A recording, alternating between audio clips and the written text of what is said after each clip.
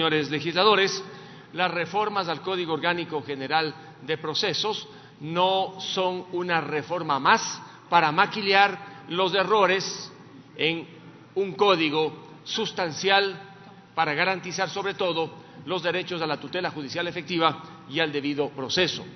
Las reformas son reformas de fondo, son reformas casi revolucionarias, porque, como dijo la propia presidenta de la Comisión, por primera vez habrá igualdad procesal entre el ciudadano y el Estado. El Estado ya no va a tener las ventajas que ha tenido en el pasado y que alcanzó cuando se expidió el Código Orgánico General de Procesos. Si el abogado del Estado actualmente no presenta un recurso, se beneficia con la consulta automática.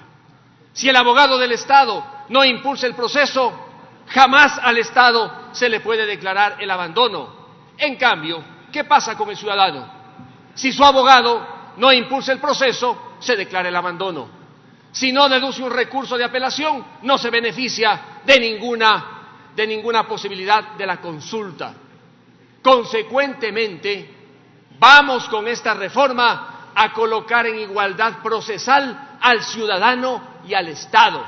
Si tanto hablan que quieren un cambio en el país y que están haciendo cambios, tomémosle la prueba con el Código Orgánico General de Procesos. Y por eso voy a estar pendiente de lo que se haga en la Presidencia de la República. Cuidado, objetan totalmente el Código Orgánico General de Procesos.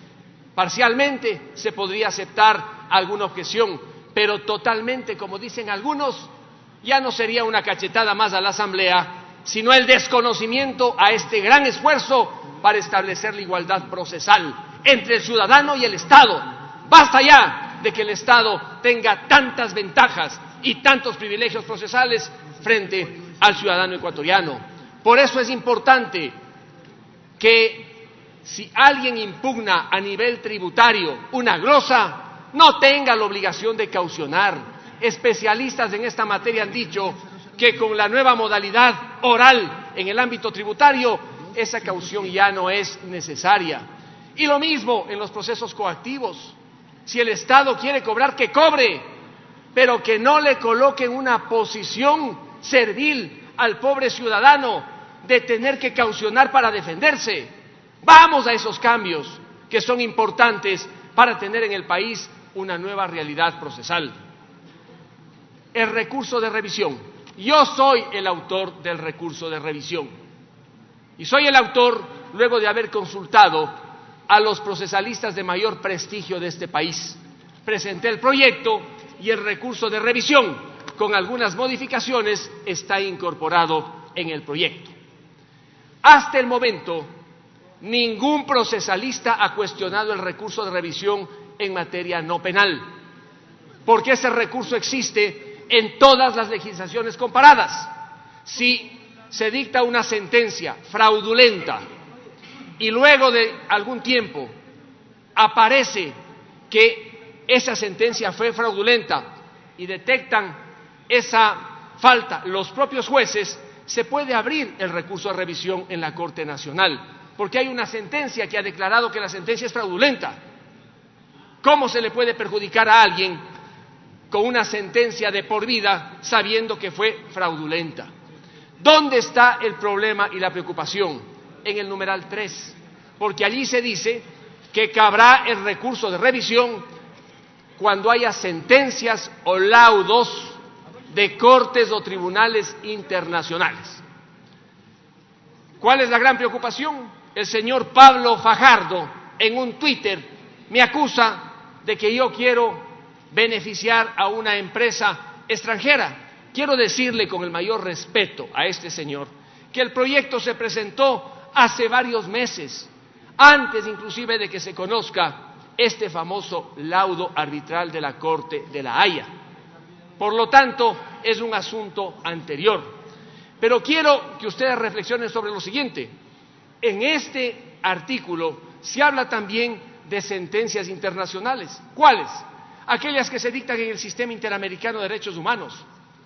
Si alguien ha sido víctima de error judicial, de fraude procesal en una sentencia contencioso-administrativa y acude al Sistema Interamericano de Derechos Humanos, y allá la Corte Interamericana dicta una sentencia que dice: sí, en el Ecuador hubo fraude procesal contra una persona X, ¿cómo no va esa persona a plantear un recurso de revisión para que se defiendan sus derechos humanos, señores?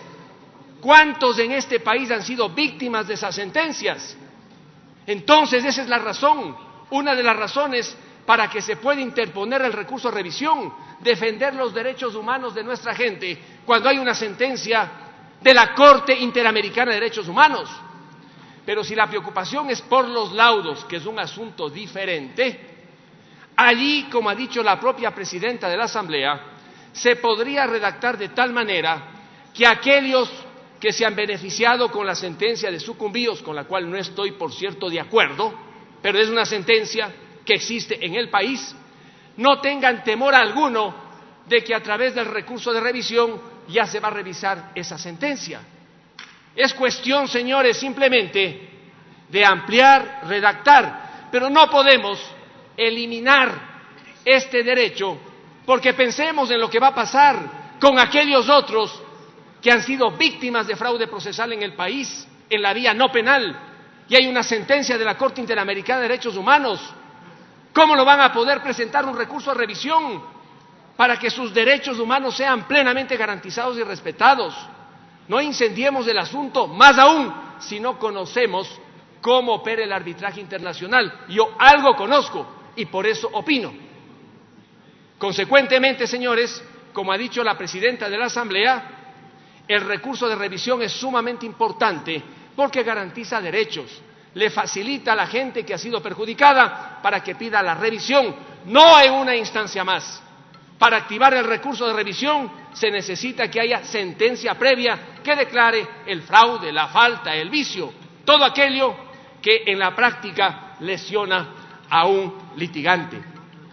Señores legisladores, mantengamos este importante recurso que existe en otras legislaciones procesales del mundo. En Colombia existe, en España existe, en todo lado existe, porque es natural, porque no se le puede condenar a una persona a que viva con una sentencia fraudulenta.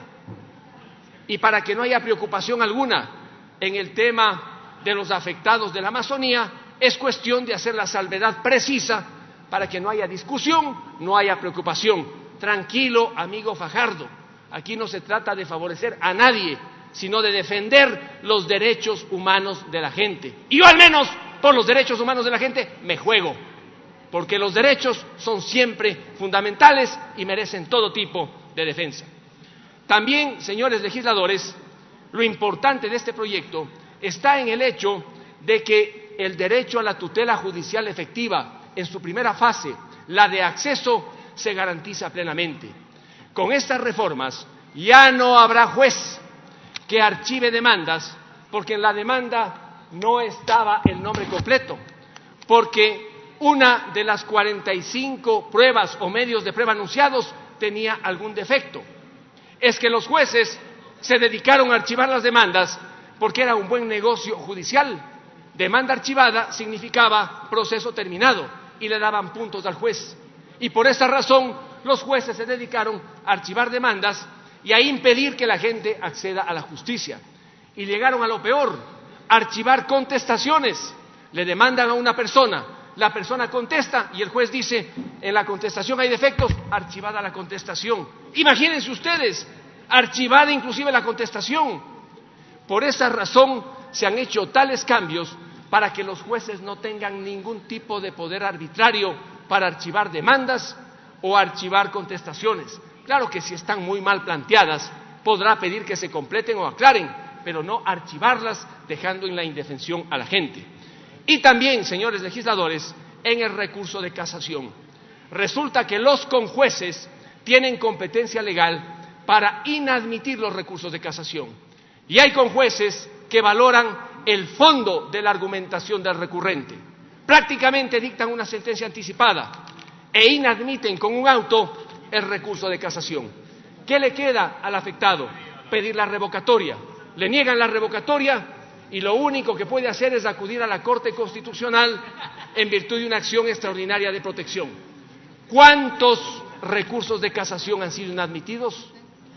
Es altísimo el porcentaje y con ello se impide que alguien acceda a la justicia casacional. Esto en la reforma termina.